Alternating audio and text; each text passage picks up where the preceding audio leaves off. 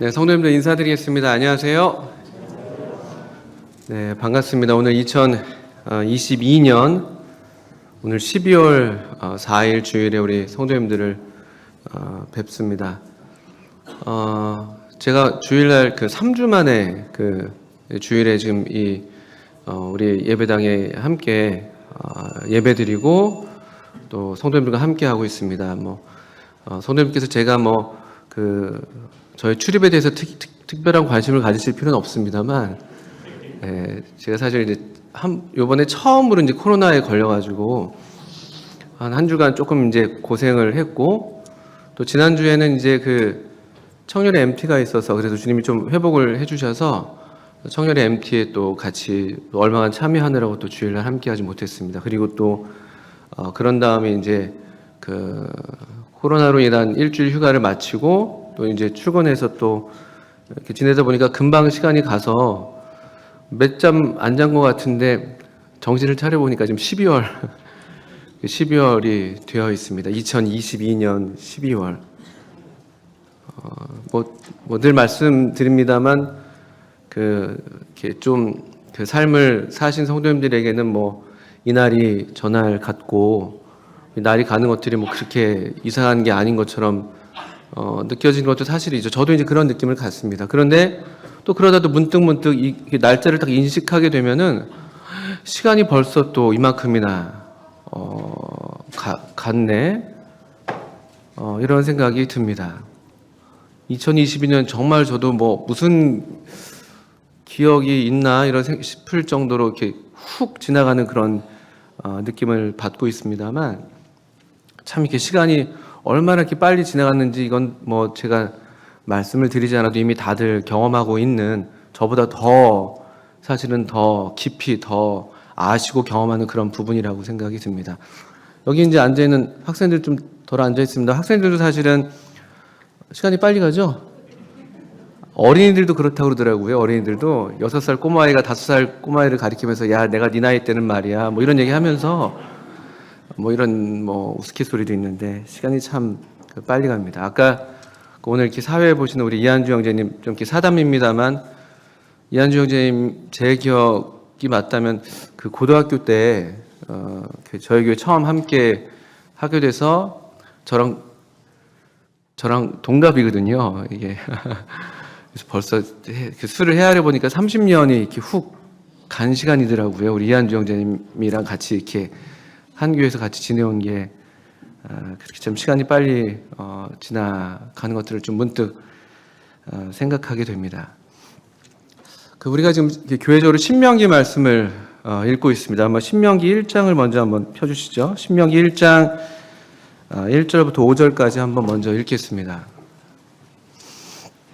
아시는 대로 신명기 이 말씀은 모세 오경의 마지막 책이죠, 지금. 그리고 하나님의 사람 모세가 이스라엘 백성들 전부를 불러 모아놓고 저들이 이제 이 요단강을 건너서 이 약속의 땅으로 들어가기 직전에 그들에게 다시 한번 이 하나님의 말씀, 한 40여 년 전에 주셨던 율법을 다시 상기시키시고 또 확인하게 하시고, 또 그러면서 율법 앞에서 이스라엘 백성이 다시 하나님의 백성으로 스스로 이렇게 확언하게 하고 또 하나님 말씀에 순종하기를 바라는 그런 마음으로 전하고 있는 고별 설교입니다. 신명기 1장 1절부터 5절을 먼저 한번 읽겠습니다. 이는 모세가 요단 저쪽 숲 맞은편의 아라바 광야 곧 바란과 도벨과 라반과 하세롯과 디사합 사이에서 이스라엘 무리에게 선포한 말씀이니라. 호렙산에서 세일산을 지나 가데스 바네아까지 10하룻길이었더라. 40째 해 11째 달 그 달 첫째 날에 모세가 이스라엘 자손에게 여호와께서 그들을 위하여 자기에게 주신 명령을 다 알렸으나, 그때는 모세가 헤스본에 거주하는 아모리 왕 시온을 쳐 죽이고 에드레이에서 아스타롯에 거주하는 바산 왕 옥을 쳐 죽인 후라. 모세가 요단 저쪽 모압 땅에서 이 율법을 설명하기 시작하였더라 일러스되. 이렇게 이제 시작을 하고 있죠. 그들이 애굽에서 나온 지 3절을 보시면 40째 해, 40년 되던 해, 11째 달. 그러니까 꽉 만 40년이 꽉 차고 있는 그런 시점인 것이죠. 그 달 첫째 날에. 시간적으로는 그렇고, 이 말씀은 5절에 보시는 것처럼 또 1절에서도 좀 자세하게 나와 있지만 우리가 좀 더 익숙하게 아는 것은 5절에 요단 저쪽, 그러니까 요단 동편을 가리키는 것이죠. 아직 강을 건너기 전이니까 요단 저쪽 모압 땅에서 율법을 설명하기 시작했다. 이렇게 되어 있습니다. 그러니까 날짜가 아주 분명하게 기록이 되어 있죠. 이스라엘 이스라엘 원력을 따른 11월 1일 그리고 모압 땅에서 이 설교한 설교 말씀이 이렇게 지금 기록이 되어 있습니다. 하루 동안의 설교한 설교 말씀입니다. 여러분 이제 우리가 계속 읽어 나가고 있습니다만 신명기가 34장까지, 물론 34장은 이제 모세가 죽은 그런 기록을 나중에 첨가한 것으로 보이니까 한 33장까지 모세가 이제 이 말씀을 이 11월 1일에 전한 것이죠. 상당히 긴 설교였을 것입니다. 33장까지 제가 그래서 유튜브에서 신명기 듣기 이렇게 검색해 보니까 그냥 그 전문 성우들이 읽기만 해도 2시간 반 정도 걸리더라고요. 읽기만 해도. 근데 이 설교는 그냥 읽는 설교가 아니었죠. 쭉 이스라엘의 역사를 회고하기도 하고 또 이스라엘이 그 약속의 땅으로 들어가서 또 그들이 어떻게 행할 것을 또 권면하면서 또 그들이 순종하면 어떤 복을 받고 불순종하면 어떤 저주를 받는지 일종의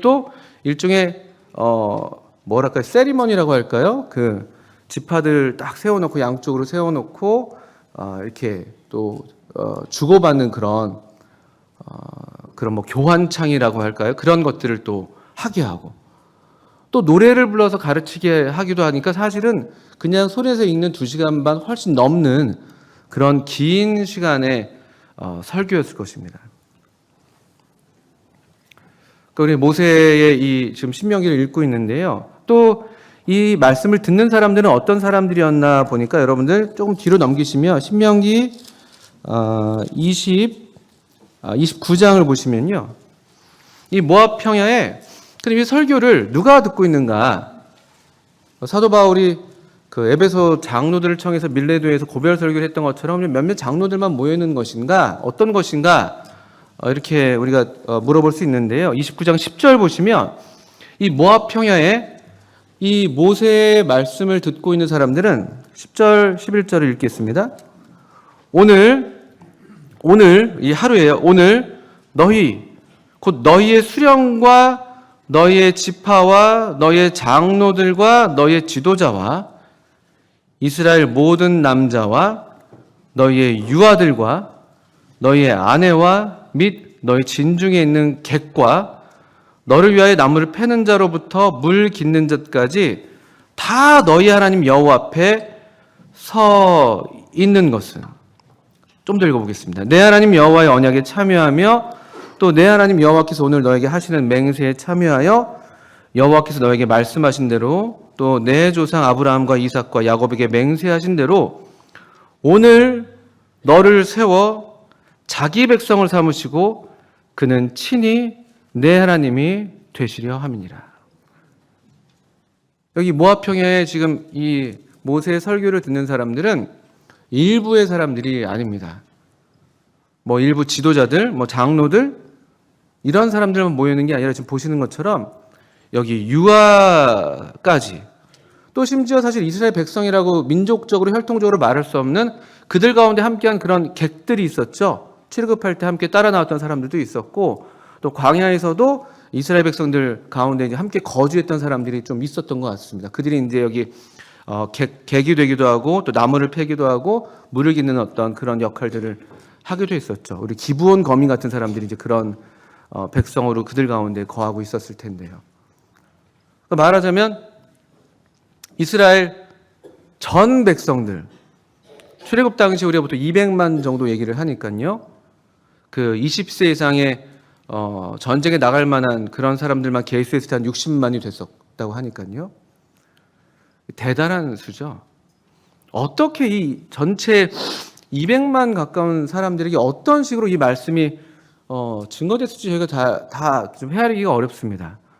모세가 이렇게 큰 소리로 외치면 또 중간중간에 있는 어떤 그 지도자들이 수령들이 또 그 말씀들을 또 중간중간 전달하는 형태로 됐던 것인지 좀 우리가 다 헤아리기는 어렵습니다만 어떻든 분명한 것은 200만 명 가까운 사람들이 여기 다 모여 있다는 것이죠. 저는 이제 이 말씀을 이런 것들 한번 상황을 떠올려 보시면 좋겠다 싶은데요. 어떤 분위기였을까요?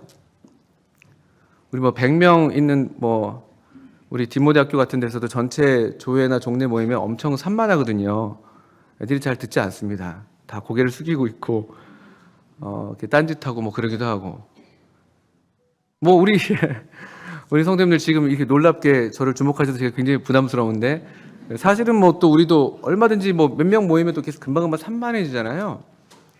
200만 명이 우는 애들, 꼬마 애들서부터 시작해서 아마 대단히 산만했을 겁니다. 글쎄요, 제 생각에는. 물론 이제 이 귀중한 말씀이기 때문에 또 아주 그 엄중함을 깨닫고 말씀에 청조하는 그런 사람들도 또 많이 있었겠지만 또 어떤 사람들은 또 그냥 그렇게 거기 묻혀 있어서 그냥 이게 뭔지도 잘 모른 채로 그냥 거기 있었을지도 모르겠죠. 근데 제가 이제 이 장면을 좀 더 이렇게 좀 생각을 하는데 그리고 우리 이제 성경을 이 신명기를 읽고 있으니까 마음이 참 많이 공감되는 부분이 하나 좀 생겼습니다. 모세가 이때 나이가 여러분 아시는 것처럼 이 말씀하고 얼마 있어서 이제 이걸 죽었다고 말을 해야 될지 모르겠지만 하여튼 느보산에 올라가서 하나님께로 이제 취함을 죽었다고 이제 되어 있죠. 모세가 죽었다고 되어 있는데 얼마 있어서 이제 모세가 세상을 떠났는데 그때 나이가 모세는 몇 살에 이 삶을 마감했냐면 아시는 대로 120세. 그러면 생각해 보십시오. 말씀을 전하는 분은 120세의 노인입니다. 물론 그가 세상을 떠날 때도 눈이 흐리지 아니하였고 기력이 쇠하지 않았다고 기록하고 있습니다만 120세의 노인입니다.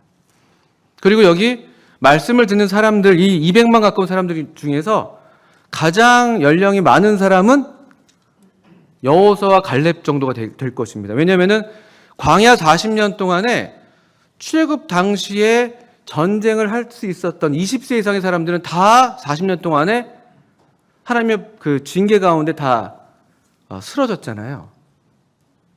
아마도 80 조금 넘은 그 여호수아와 갈렙이 아마 가장 그 백성 중에서 가장 최고령자였겠죠. 그리고 일반 백성들은 계산을 해보면요, 그러면 60을 넘은 백성들이 없어야 됩니다. 출애굽 당시에 20세 미만이어야 되고, 또 출애굽 때 만약에 이제 그 광야에서 태어났다면 이제 제일 그때 태어나도 40살 되는 거죠. 그러니까 아마 이제 1살부터 59세까지가 이제 가장 그 분포가 되어 있는 그런 지금 백성들이죠. 이 백성들은 그리고 그들은 이제 말하자면 광야 세대라고 부를 수 있는 그런 세대죠. 그들은 애굽에 대한 기억이 많지 않습니다. 아예 없는 그런 백성들도 상당수가 됐었을 것이고 애굽에 대한 기억이 얼마간 있는 그런 그나마 어른들이라 해도 그 10대 때 또 어린 시절에 그 애굽을 경험했던 정도의 그런 백성들이죠. 그러니까 애굽에 대한 기억을 얘기한다는 것은 달리 말하면 출애굽의 그 놀라운 이적, 하나님의 능력, 하나님의 그 기이하신 그 팔과 큰 도움을 직접 경험한 사람들은 많지 않았을 것이고 많다 해도 그들 역시 사실은 이게 그 당시에 그게 어떤 사건이었는지 잘 알지 못한 채 그냥 그 시간들을 지났을 그 마른 땅을 그게 뭔지 모르면서 그냥 그런가 보다 이게 원래부터 마른 땅인가 이러면서 그냥 갔었음직한 사실 그런 사람들이죠. 광야 세대. 그러니까 저는 우리가 신명기를 읽고 있는데 제가 신명기를 읽으면서 제 마음에 공감이 되는 부분은 모세 편은 절대 아닙니다. 제가 그런 입장이 되지도 못하고 뭐 나이도 그렇고 뭐 여러 면에서 그렇죠. 근데 저는 여기 제가 마치 백성 중에 한 명처럼 그 말씀을 좀 이번엔 읽게 됩니다. 또 실제로 그래서 모세가 정말 가장 중요시하고 있는 이 명령의 어떤 가장 주된 대상이라고 할까요? 왜냐하면 우리가 이제 이를테면 우리가 신명기 6장부터 지난 주간에 읽으셨을 때 한번 6장을 한번 펴보시면요.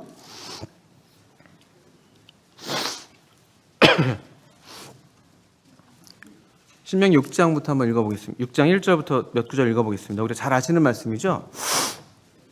이는 곧 너희의 하나님 여호와께서 너에게 가르치라고 명하신 명령과 규례와 법도라. 너에게 가르치라고 명하신 명령과 규례와 법도. 가르칠 어떤 책임이 있는 그런 세대들이 좀 우선적으로 대상에 있는 것처럼 보이죠? 구체적으로 어떤 대상인가 보니까 2절을 보니까 곧 너와 내 아들과 내 손자들이 평생에 내 하나님 여호와를 경외하며 내가 너에게 명한 그 모든 규례와 명령을 지키게 하기 위한 것이며 또 내 나를 장구하게 하기 위한 것이라. 6장 5절부터 우리 잘 아시는 4절부터 아시는 말씀도 한번 읽어보겠습니다. 이스라엘아 들으라. 이스라엘을 다 전체를 대상으로 불러내고 있습니다만 다 들어야 될 말씀이죠. 이스라엘아 들으라. 우리 하나님 여호와는 오직 유일한 여호와이시니 너는 마음을 다하고 뜻을 다하고 힘을 다하여 내 하나님 여호와를 사랑하라. 오늘 내가 너에게 명하는 이 말씀을 너는 마음에 새기고 내 자녀에게 부지런히 가르치며. 이런 말씀들이 쭉 이어지고 있습니다. 그래서 물론 모든 그 200만의 모든 이스라엘 백성을 대상으로 하는 말씀이기도 합니다만 제가 생각할 때 제가 이게 공감이 좀 되고 더 마음에 좀 와닿을까 좀 더 이렇게 주목하면서 성경을 읽게 되는 이유는 이 말씀들을 보건대 이 모세가 1차적으로 대상을 삼고 있는 그런 말씀의 청중은 어쩌면 이 자녀를 둘 만한 그런 연령대 조금 뭐 길게는 당장 손자도 있고 또는 손자를 볼 어떤 그런 장래를 갖고 있는 어떤 그런 그 당시에 이 말씀이 증거되는 그 당시에 그런 정도의 세대가 아닌가 좀 생각이 듭니다. 딱 저. 제가 올해 부끄럽습니다만 48세입니다. 제가 만약 이스라엘 백성 중에 한 명이었다면 제가 8살 때 이스라엘이 애굽에서 나온 것이죠. 뭔지 잘 모르고 그냥 이게 뭐지 하면서 그냥 그런 어떤 그 하나님의 능력을 경험한 그런 세대에 뭐랄까 그냥 같이 하고 있었습니다만 그게 뭔지는 잘 모르는. 근데 저는 꼭 이게 실제로 이 이스라엘 백성이었다면 제가 그랬을 것 같다고 말씀을 드리면서도 실제 사실 제 삶의 이야기이기도 합니다. 제 어린 시절에 우리 교회가 저기 보시면 아시겠지만 79년도에 시작됐다고 우리 옆에 돌비 앞에 딱 되어 있죠. 그리고 몇 년 전에 우리가 40주년 기념 뭐 예식이랄까 그런 것들을 행사를 가졌었죠. 제가 우리 교회에 온 지 제 기억이 맞으면 한 40년, 41년, 39년 뭐 이렇게 된 것 같아요. 9살 때 제가 처음 왔던 것 같습니다. 3년, 4년 뭐 이런 것 같습니다. 제 기억이 맞다면 제가 뭐 그리고 제가 보니까 그때 어리니까 기억도 없잖아요. 정확하지도 않고. 근데 그때 어렴풋한 것은 그때 참 대단했습니다. 제 어린 시절에 사우동 수양관에서 수양회를 갔던 기억이 어렴풋이 있습니다. 잘 모르시죠? 오산에 사우동이라는 곳에 우리 모임의 수양관이 있었습니다. 전국적으로 연합해서는 수양관이었던 것 같아요. 뭐 그런 기억, 그게 맞는지 모르겠는데 그런 것 같아요. 그래서 체육관에서 한 몇십 명 막 체육관에서 다 잤던 것 같은데 제가 너무 무서워서 잠을 못 잤던 그런 기억이 있어요. 창밖에 그 나무가 막 바람에 흔들리는 그 그림자가 막 보이는데 제가 그때 어리고 구원 안 받았을 때였으니까 뭐 무서운 게 자꾸 생각이 나고 그냥 꼭 그래요. 근데 어쨌든 그때 제 기억에는 대단했던 것 같아요. 하나님께서 정말 능력으로 역사하셨던 어떤 그런 시대였던 것 같아요. 그냥 어린 제가 봐도 저 어른들이 참 좋아 보이고 뭔가 이렇게 활기가 있고 뭐 생명력이 있어 보이고 즐거워 보이시고 뭐 그런 모습들만 저한테는 있습니다. 제가 뭐 또 세상을 좀 몰랐으니까 또 그간에 많은 어려움들이 있을 수도 있었겠지만 그래요. 근데 저도 이제 이 모세의 말씀을 듣는 이스라엘 백성들 중에 한 사람처럼 저도 바로 딱 그 세대에 이 말씀의 직접적인 대상이 되는 것처럼 여겨지는 그런 나이와 그런 경험을 갖고 있어서 그런지 이 말씀들이 예사롭지가 않게 들리는 것이죠. 그럼 또 한번 이제 모세 120살 모세가 이 말씀을 전할 때 한번 그 입장을 한번 좀 더 생각을 해 보시죠. 이 신명기 말씀을 우리가 읽어 가시면 아시겠지만 비슷한 말씀들이 계속 반복이 되는 것처럼 보입니다. 이 모세는 어떤 마음으로 이 말씀을 전하고 있는 것일까? 모세는 200만 명이 되는 그 또 새로운 세대로 일어나 있는 처음 그가 인도에 오고 함께했던 그 세대가 다 가버리고 그 다음 세대로 일어나 있는 200만 가까운 이런 백성들을 바라보면서 모세는 어떤 마음이었을까? 이런 생각들도 해보게 됩니다. 모세의 그 삶 자체의 어떤 시간, 120년의 시간도 결코 짧지 않은 시간이죠. 좀 더 좁게 생각하면은 40년의 광야 시간도 결코 짧지 않습니다. 조금 길게 생각하면은 이스라엘 백성이 애굽에서 그 머물렀다는 400년 가까운 시간. 그러니까 이 모세의 등 뒤로는 짧게는 한 40년, 중간치로는 한 120년, 자기의 인생, 좀 더 길게는 한 400년, 또는 사실은 뭐 그 400년 이전에 뭐 그 창세기서부터 그 이야기까지 다 등 뒤에 있는 것이죠. 상당히 장구한 어떤 시간이 그의 등 뒤에 있습니다. 그리고 그의 앞에는 또 얼마간의 시간이 있는지 알 수는 없습니다. 그런데 그가 이 하나님의 말씀을 받아서 복을 약속할 때, 이를테면 7장에 여러분들 7장 9절 같은 말씀을 보시면 그런즉 너는 알라 오직 내 하나님 여호와는 하나님이시요 신실하신 하나님이시라. 그를 사랑하고 그의 계명을 지키는 자에게는 몇 대까지요? 1000대까지 그의 언약을 이행하시며 인애를 베푸시되. 이게 뭐 과장된 표현일 수도 있고 어떤 표현 방법으로서 그렇게 얘기하는 걸 수도 있겠지만 그의 눈앞에는 그가 아직 쇠하지 않은 그의 어떤 그가 120세가 되었어도 여전히 그의 눈이 흐리지 않았다고 말씀했었는데 흐리지 않았던 그의 눈으로 바라보는 그의 앞선 세대는 사실은 그의 등 뒤로 있는 시대보다 훨씬 더 많은 그런 날들을 바라보고 있는지도 모릅니다. 그게 그의 소망일지도 모르죠. 이 약속의 땅에 들어가서 정말 장구하게 되기를 바라는 그런 하나님의 소망을 여기 지금 하나님께서 그 소망을 담아서 말씀을 주고 계시고 그 말씀을 받아서 이제 또 모세가 대언하고 있는 것이죠. 너희가 내 말을 잘 듣고 지켜 행하면 네가 들어가는 땅에서 복되고 장구할 것이다. 이런 약속들, 이런 축복의 약속들이 얼마나 많이 반복되는지 모릅니다. 흔히 그래서 신명기서를 가리켜서 이 회고와 전망을 동시에 담고 있는 설교문이다. 그렇게 이야기를 하고 있는 것입니다. 근데 제가 이번에 좀 읽으면서 좀 흥미로운 것들을 보게 되는데 저도 이번에 사실 처음 제가 이제 인식한 것입니다. 아까도 말씀드렸습니다만. 근데 이 설교가 그 등 뒤로 한 400년의 시간을 모세가 뒤로 하고 있고 뭐 짧게는 뭐 40년 또 앞으로는 정말 뭐 헤아릴 수 없는 그런 1000대까지의 이르는 그런 시간을 내다보면서 하는 설교인데 이 설교가 일단 이날 하루에 선포됐다는 사실 한 가지.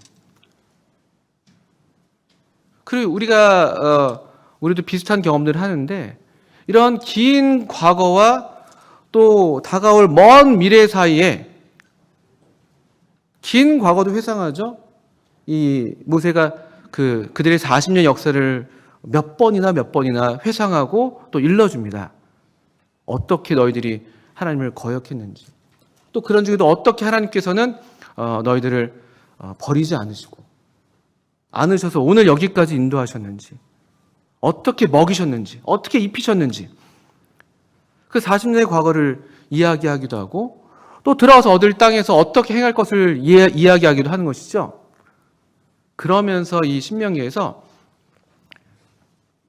성경 다른 어떤 책보다도 가장 많이 이 단어가 다른 어떤 책보다도 많이 나오더라고요. 이 지나간 과거와 다가올 미래 사이에 실제로 우리에게 주어지는 시간은 무엇인가요? 저도 자꾸 이제 옛날 얘기하고 막 그러고, 또 우리 또 학생들이나 어린이들이나 청년들은 또 미래를 이제 얘기할 거겠습니다만, 또 우리도 나이가 많든 적든 다 그런 어떤 이 과거와 미래 사이에서 우리가 이제 서 있는 것이잖아요. 실제 우리에게 주어져 있는 시간은 우리 다 아시는 것처럼 오늘이라는 시간이에요. 오늘. 제가 신명기에서 우리 지난 주간에 특별히 본문들을 읽다 보니까 오늘이라는 단어가 유독 눈에 띕니다. 그래서 우리 한글 성경 프로그램 있지 않습니까? 핸드폰 앱에서 또 검색해 봤어요. 오늘 이렇게 성경에서 단어를 검색해 봤더니 우리말 기준으로 했을 때 말씀드린 신명기에서 가장 많이 나오더라고요. 압도적으로.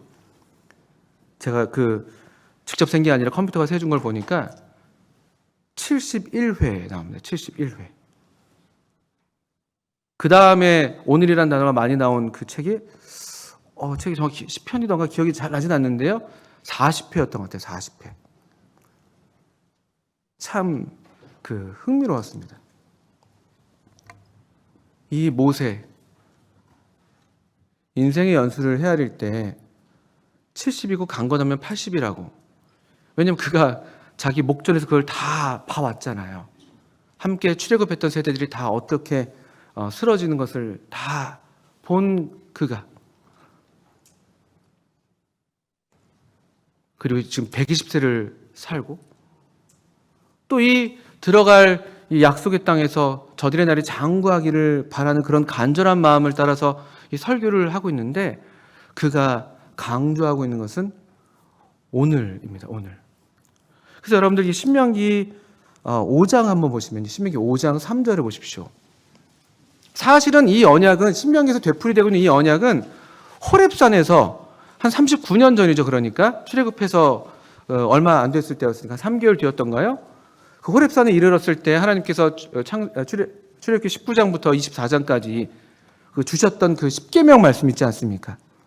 그 말씀을 여기서 되풀이하고 있는 것인데, 여기 신명기 5장 1절부터 한번 읽어보겠습니다. 모세가 온 이스라엘을 불러 그들에게 이르되, 이스라엘아, 오늘 내가 너희의 귀에 말하는 규례와 법도를 듣고 그것을 배우며 지켜 행하라. 오늘 내가 너희의 귀에 말하는 규례, 법도 이렇게 얘기하고 있습니다.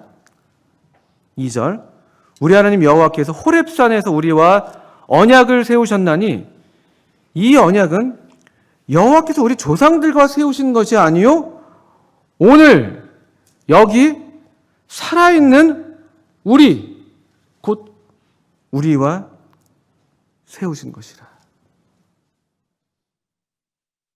이게 참 이상한 말씀이면 또 이상한 말씀인 것이죠. 왜냐하면 분명히 호렙산에서 맺었던 그 언약의 그 대상은, 하나님께서 그 언약을 맺으셨던 백성들은 사실 이들의 앞선 세대잖아요. 그들의 부모 세대. 근데 모세는 그 언약이 여전히 지금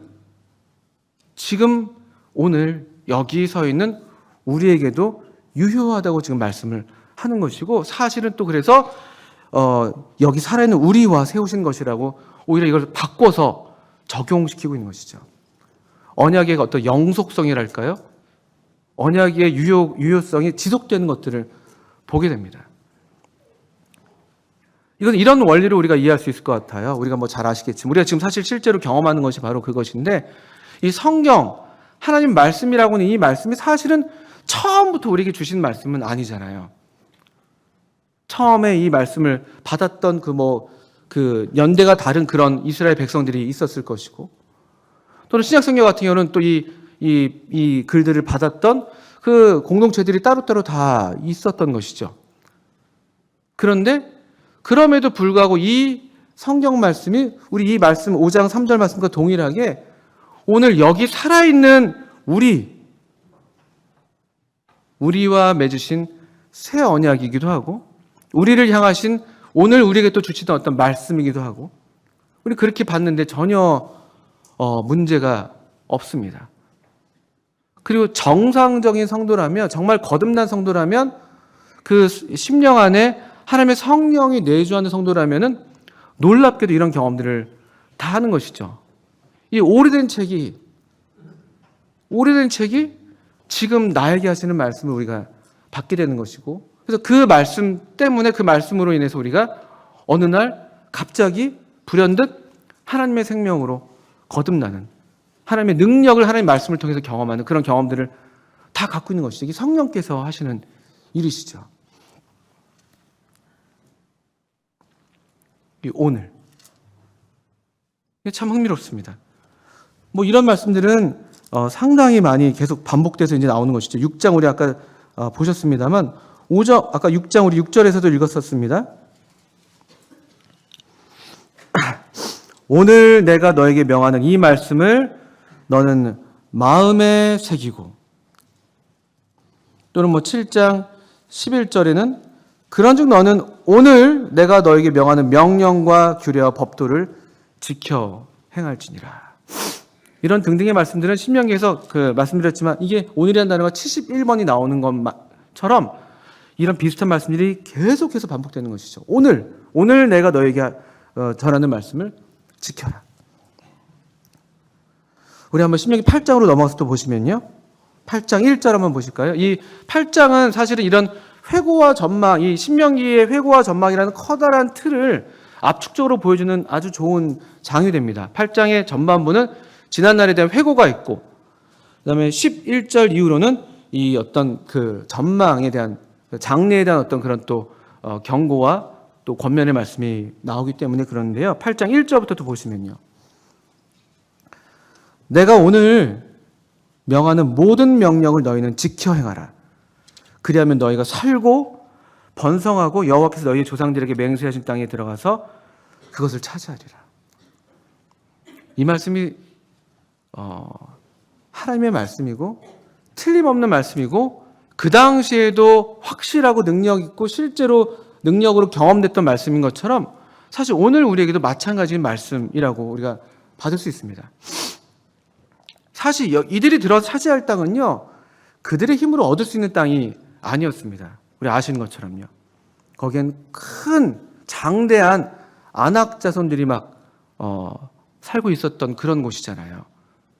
그들의 힘으로는 결코 싸워서 이길 수 없는, 사실은 그런 엄청난 어떤 힘의 우위가 나타나는 그런 민족들이었어요. 그런데 우리는 보통 우리식의 생각은 어떻게 하면 내가 살 수 있을까? 뭐 오늘날로 바꿔서 말하자면 어떻게 하면 내가 이 험한 세상에서 살아남을 수 있을 것인가? 이런 질문들을 할 수가 있겠죠. 우리 힘으로는 도저히 살아갈 수가 없을 것 같은 그런 사실 세상이거든요. 경제적으로도 그렇고, 그 살아가는 삶의 어떤 뭐 지혜라고 할까요? 그런 어떤 영악함이랄까요? 그런데도 우리가 훨씬 미치지 못하고, 뭐 악함에 있어서는 더더군다나 미칠 수가 없고, 우리는 그냥 힘없는 양 같은 존재라고 주님 말씀하셨잖아요. 이 세상은 이리가 득실되는 세상이고요. 우리 힘으로는 이걸 감당할 수 없는 세상이에요. 여러 면에서. 사실 그렇지 않습니까? 보통 우리는 그래서 이 세상에서 또 이 세상을 살아가는 다른 족속들이 있기 때문에, 이방 그 민족들이 이 가나안 땅에서 그렇게 살고 있었던 것처럼 나름대로 삶의 방식들을 갖고 이 세상을 살아가는 거잖아요. 이 사람들이요. 우리 오늘날 이 시대의 사람들도요. 우리도 보통 그러면 그 삶의 방식을 따라야만 살 수 있을 것이라고 생각을 하는 것이죠. 그런데 8장 1절 말씀은 그렇게 말씀하지 않으시는 거예요. 그냥 오늘 명하는 모든 명령을 지켜 행해라. 오늘 명하는 모든 명령. 여러분 올이라는 그런 그 단어를 써서 그냥 집합적으로 얘기하는 그런 번역들도 많이 있고요. 어떤 성경 번역들은 every라고 쓰기도 합니다. 그러니까 전체적이면서도 이 각각을 다 짚어내는 그런 의미의 또 어떤 집합적인 의미가 되는 것이죠.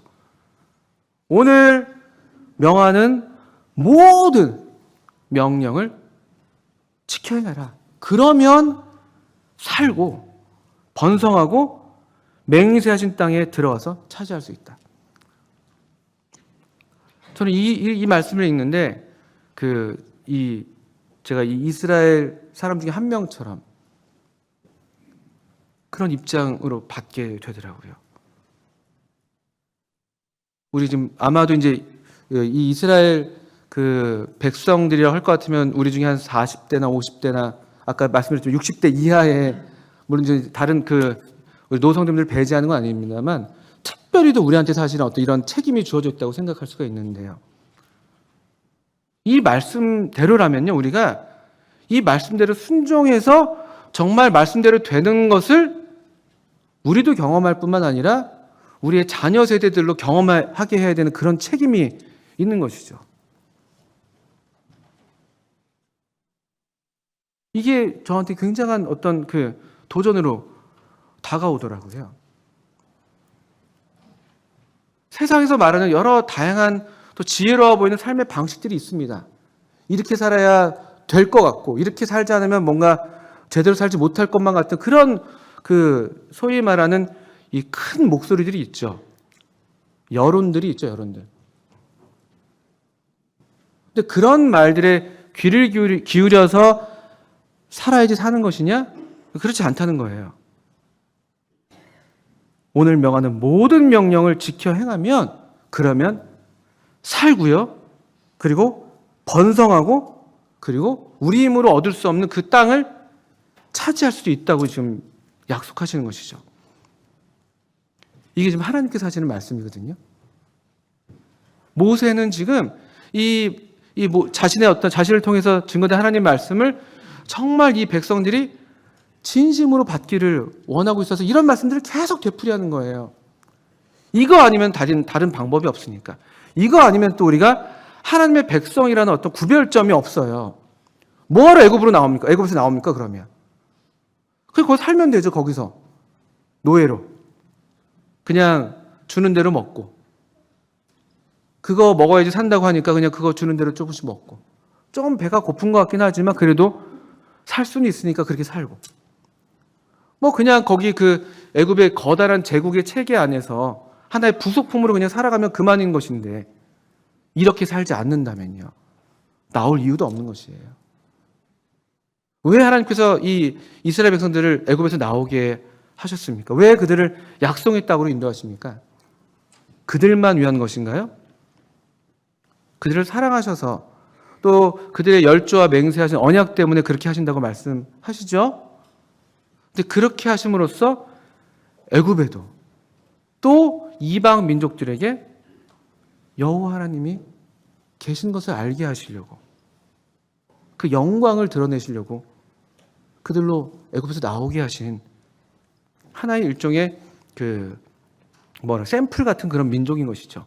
장차 모든 민족이 그렇게 될 것인데 여기 이렇게 세상의 어떤 방식을 따르지 않고도 전혀 다른 방식의 이 삶을 사는데도 넉넉히 살고 번성하고 능력 있고 힘이 있고 그렇게 살아간 한 백성이 있다는 것을 통해서 하나님의 능력, 하나님의 살아계심을 보이고자 하는 그런 목적이 있는 것이죠.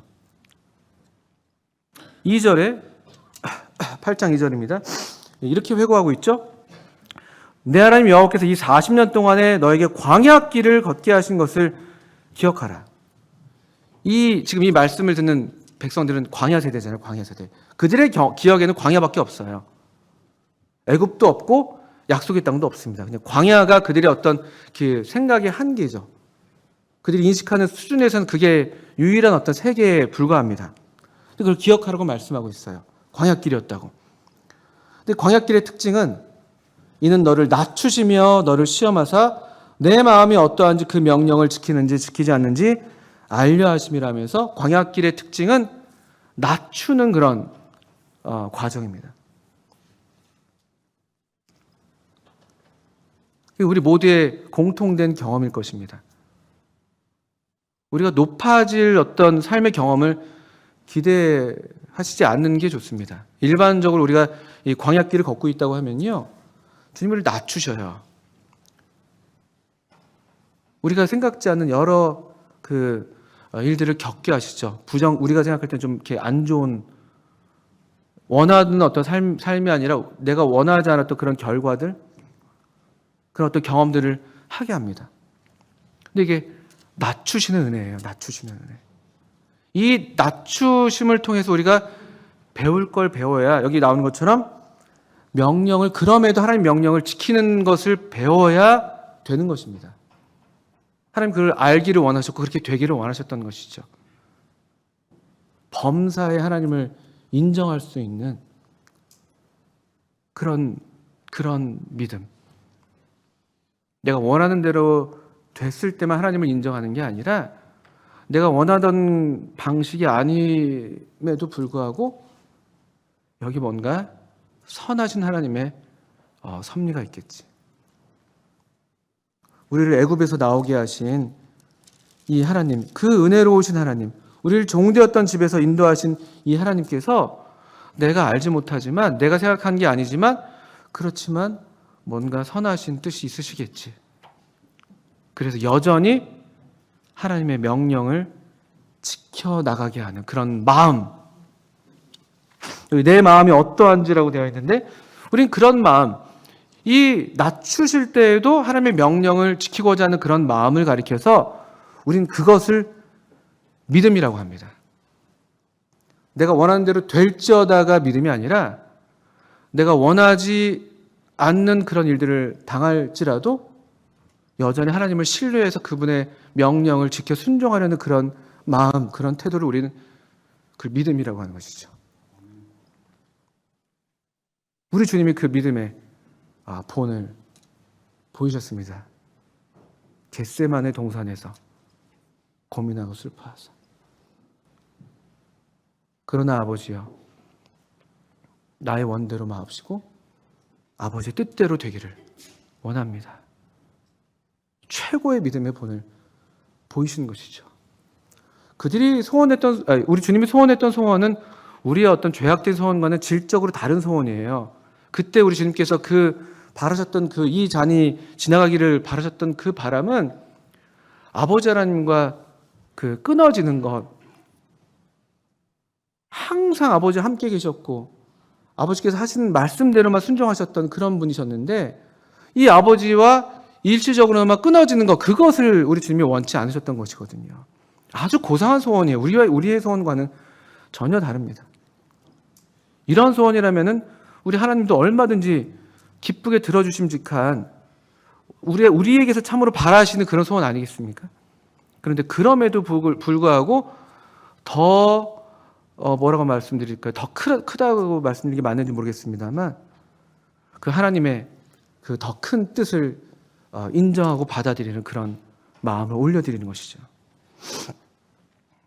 3절에 보시면 너를 낮추시며 너를 주르게 하시며 또 너도 알지 못하며 너의 조상들도 알지 못하던 만나를 너에게 먹이신 것은 사람이 떡으로만 사는 것이 아니요 여호와의 입에서 나오는 모든 말씀으로 사는 줄을 내가 알게 하려 하심이니라. 우리를 이 광야길에서 만나로 먹이셔야만 하는 것이에요. 이 광야는 애굽의 양식으로 먹어서 통과해낼 수 없는 그런 곳이에요. 또는 광야에서 나는 어떤 것도 없기 때문에 또 그걸 지나갈 수도 없고요. 하나님께서 먹이셔야만 통과할 수 있고 살 수 있는 그런 독특한 어떤 그런 지역이죠. 광야.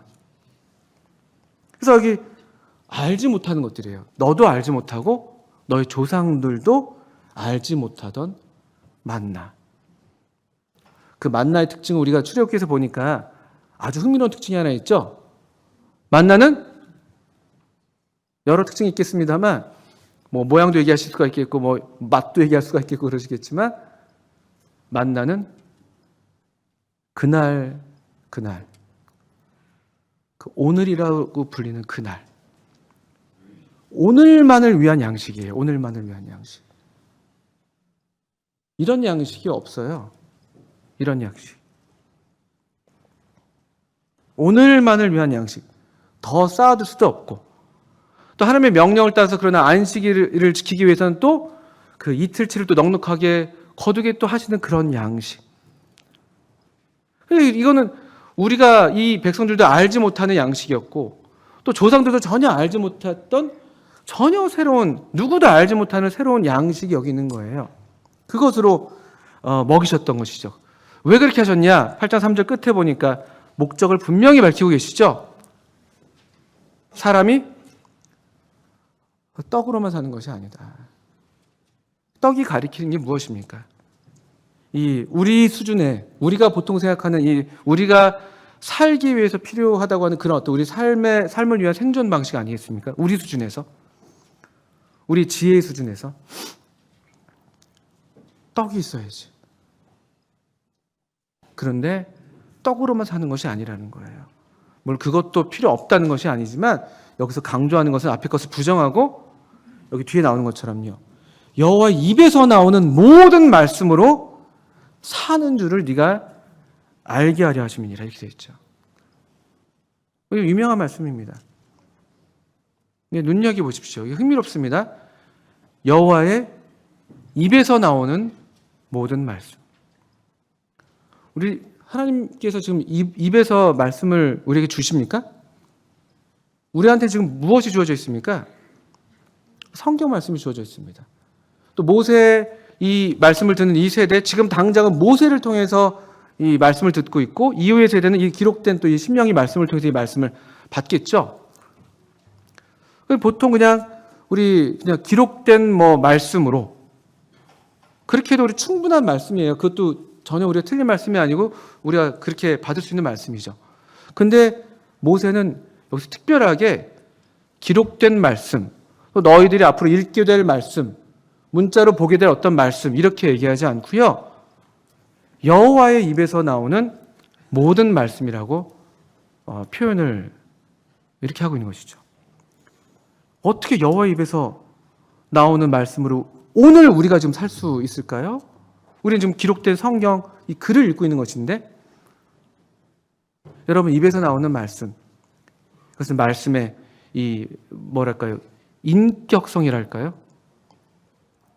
우리가 성경을 읽는데, 우리가 지금 이제 하나님의 말씀을 성경을 통해서 우리가 접하고 있는데, 성경은 그냥 공부해서 그냥 이렇게 뭐라 표현하면 좋을까요? 그냥 이해하고 지적으로 어떻게 보면 동의하고 그런 수준의 말씀이 아닌 것이죠. 지금 오늘 여기 있는 나에게 하나님께서, 오늘 살아계신 하나님께서 지금도 나에게 말씀하신다는 이 놀라운 진리, 이 진리가 여기에 함축되어 있는 것이라고 분별이 됩니다. 입에서 나오는, 여호와의 입에서 나오는 말씀. 성경을 읽어도 그래서 그냥 이게 하나님이 내게 하시는 말씀이 아니게 그냥 읽는 경우들이 얼마나 많은지 몰라요. 우리 주님 당시에 바리새인과 서기관들이 그렇게 성경을 잘 읽었습니다.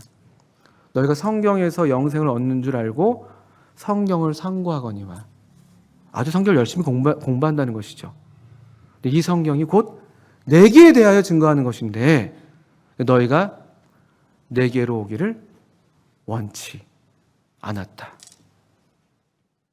이런 식의 성경 읽기도 있을 수 있습니다. 성경은 읽는데 주님은 읽지 못하는, 성경은 읽고 성경은 아주 박식한데 주님은 알지 못하는 헛똑똑이가 될 수가 있습니다.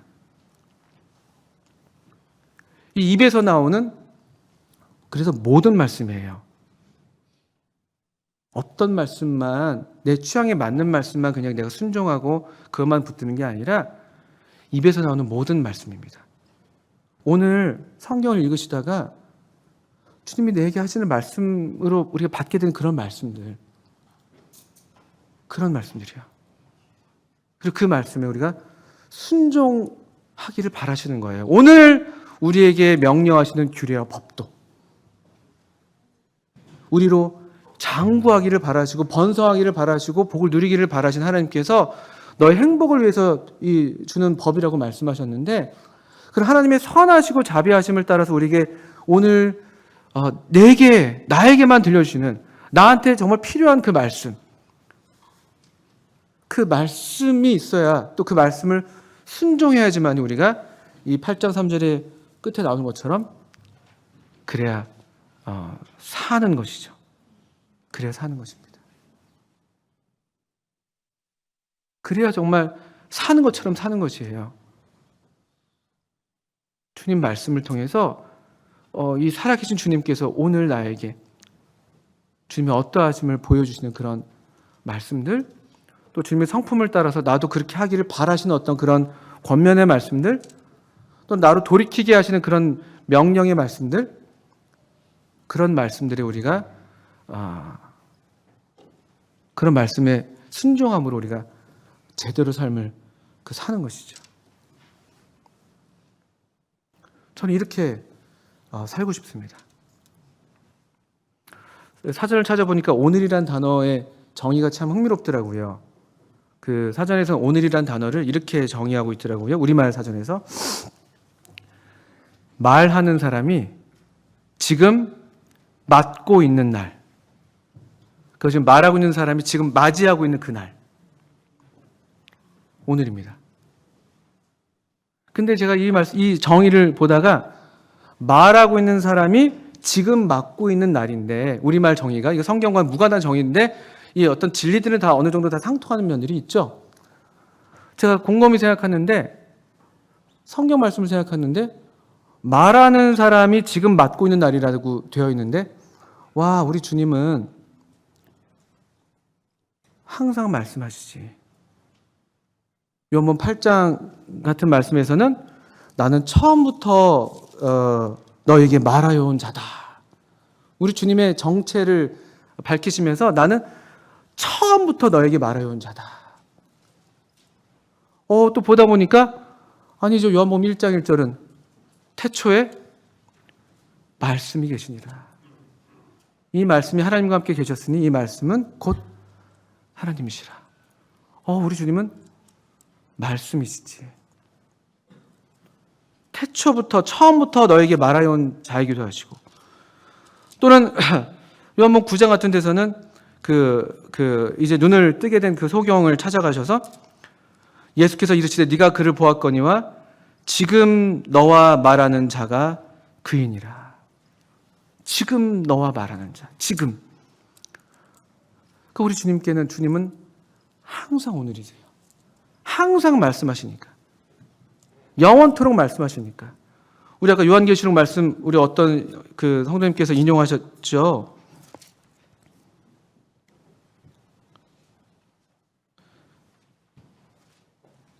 요한계시록 19장이었던가요? 네, 19장 13절. 그가 피 뿌린 옷을 입었는데 그 이름은 하나님의 말씀이라 칭하더라. 우리 백마타신 이 능력의 주님도 그 피 뿌린 옷을 입고 계시는데 그 옷의 이름이, 그 옷이 하나님의 말씀이라는 옷을 입고 계시는 거예요. 하나님의 말씀. 말씀. 항상 오늘이십니다. 항상 말씀하셔서 얼마나 다행입니까? 그러니까 또 우리가 오늘 이 말씀을 우리가 들을 수가 있는 것이죠.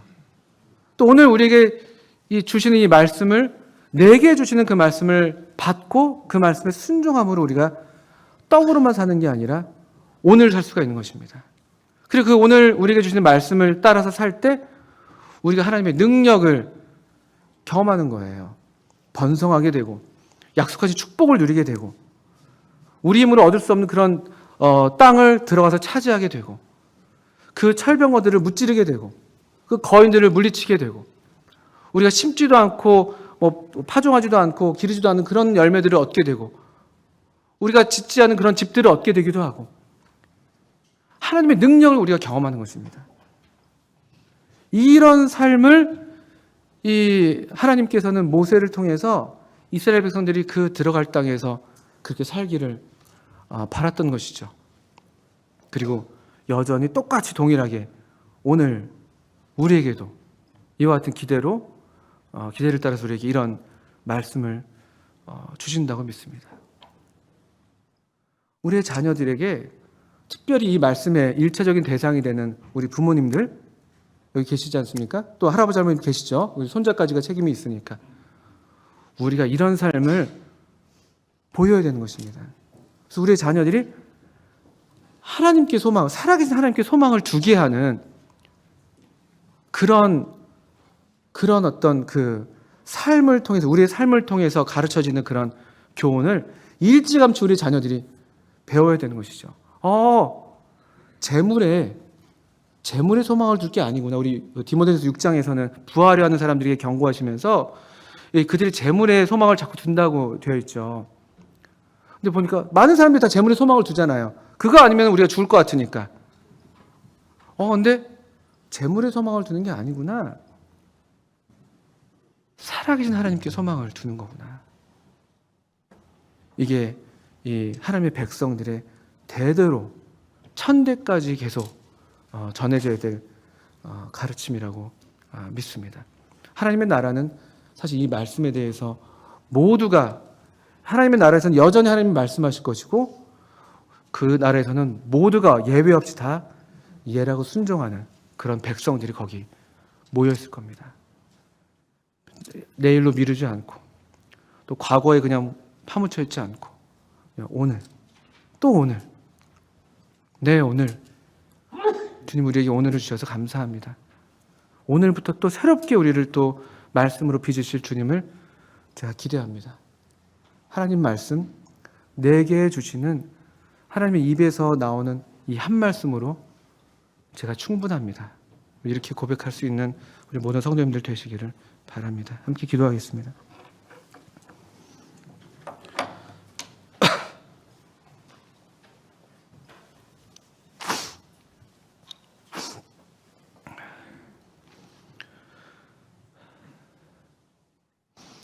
아버지 하나님, 오늘도 여전히 살아서 우리에게 말씀해 주시는 우리 하나님 아버지를 인해서 참 감사를 드립니다.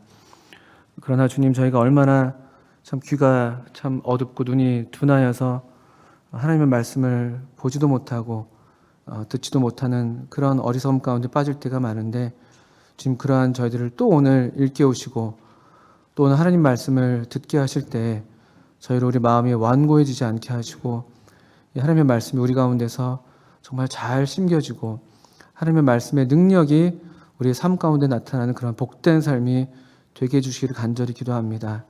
우리의 이 삶을 통해서 하나님 말씀이 우리의 미간에 있고 우리의 손목에 있고 우리의 출입하는 문에 있고 문설주에 있는 이와 같은 말씀의 삶을 통해서 우리의 자녀들이 살아계신 하나님을 참으로 알고 믿고 또 경외하는, 또 이 살아계신 하나님께 소망을 두는 그런 복된 자녀들로 계속 세워지게 해주시기를 또 기도드립니다. 허락하신 교훈을 감사드리며 예수님의 이름으로 기도합니다. 아멘.